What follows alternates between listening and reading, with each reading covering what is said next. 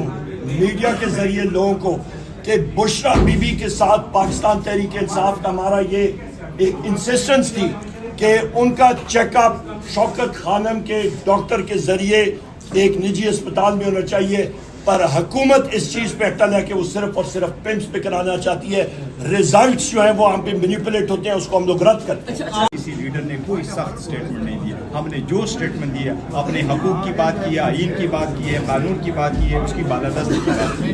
ہم نے یہ حق کیا ہے کہ ہمارے خلاف آپ نے کیسز چلائے، انلیگل چلائے، 14 گھنٹے ٹرائل کیا، 10 منٹ کی بریک کیے، انلیگل آپ نے ججمنٹیں دیے. ہم نے یہ بات کی ہے. آج بھی آپ ان کو زہر دینے کی کوشش کر رہے ہیں. عمران خان صاحب کی میسج کو مارنے کی کوشش کر رہی ہے. خان صاحب نے ان کو کہا تو جو بھی ہماری اسٹیٹمنٹ ہے وہ ہمارے اپنے حقوق کے لیے ہے. اس کو ہم سخت اسٹیٹمنٹ یہاں پہ ایک ہوں گے، آپ کے لوگ نہیں جیتیں گے رب کے حکم کے ساتھ. اور عمران خان صاحب کی سیاسی بصیرت کی بنا پہ ہم لوگ یہاں پہ آئے ہیں، اور 180 سیٹیں فارم 45 کی بنا پہ ہیں، اور ہم لوگ یہ پروف کریں گے نئے سیئرز کو انشاءاللہ. ہم لوگ کہ جو لوگ عہدے بانٹتے ہیں کہ اس کی ذمہ داری نہیں نبھاتے ہیں، یہ آئینی ذمہ داری نہیں نبھاتے. اس لیے ہم نے آج بھرپور احتجاج کیا، جس کے نتیجے میں سرکاری اپنا سیٹ پہ ادھورا چھوڑ کر گیا ہے. اور انشاءاللہ ہم اپنا احتجاج جاری رکھیں گے آئین اور قانون کے دائرے.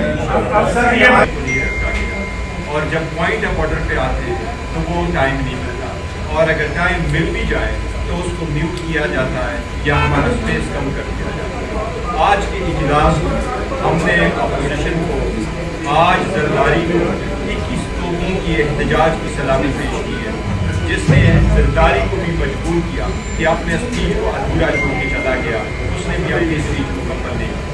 ریزن یہی ہے کہ آرٹیکل 41 کنسٹیٹیوشن کا کہتا ہے کہ صدر نہ صرف یہ کہ وہ ہیڈ آف دا اسٹیٹ، بلکہ یہ کہ وہ ریپبلک کا یونٹی ریپرزینٹ کرتا ہے. زرداری اس وقت یونٹی آف دا ریپبلک نہیں ہے، وہ ایک پولیٹیکل فگر بن کے رہ گیا ہے. کے پی کے گورنمنٹ ہے. کے پی کے گورنمنٹ الحمدللہ علی امین گنڈاپور صاحب بہت اچھے طریقے سے چلا رہے ہیں. وہ ریلیف پیکیجز بھی دے رہے ہیں، اور ہر قسم کے وہ ایجوکیشن کے مد میں بھی، صحت کے مد میں بھی، ادروائز مہنگائی کم کرنے کے. یہاں ہم اپوزیشن میں جو کچھ اپوزیشن میں کر سکتے ہیں تاکہ عوام پہ مزید بوجھ نہ پڑ سکے، ہم احتجاج کرتے رہیں کہ عوام پہ مزید ٹیکسز کا بوجھ نہ پڑے. اور ان کو یہاں پہ اکنامک افیئرز بھی چلائی اور انرجی بھی. آپ کو میں چند فگرز بتا دوں، میں نے پریس کانفرنس پہ بھی بتائی تھی، یہاں پہ ریپیٹ کر دیتا ہوں. انہوں نے جو تیل کی، گیس کی اور آپ کے پیٹرول اور ڈیزل کی قیمتیں بڑھائی ہیں، وہ بین الاقوامی منڈی کی وجہ سے نہیں. وہ IMF میں اگریمنٹ میں لکھا ہوا ہے کہ پیٹرولیم ڈیولپمنٹ لیوی 870 ارب روپے کا اس سال کا ٹارگٹ ہے.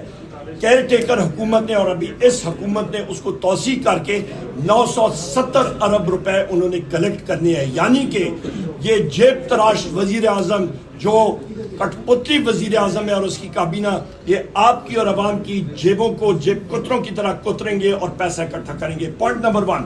پوائنٹ نمبر 2، پیٹرول اور ڈیزل کی قیمتوں میں مزید اضافہ ہوگا. پوائنٹ نمبر 3، آپ کا بجلی کا بل اس وقت اوسطاً 85 روپے یونٹ تک پہنچ گئے، یہ 100 روپے سے زیادہ تجاوز کرے گا. اس وقت امپورٹ کو انہوں نے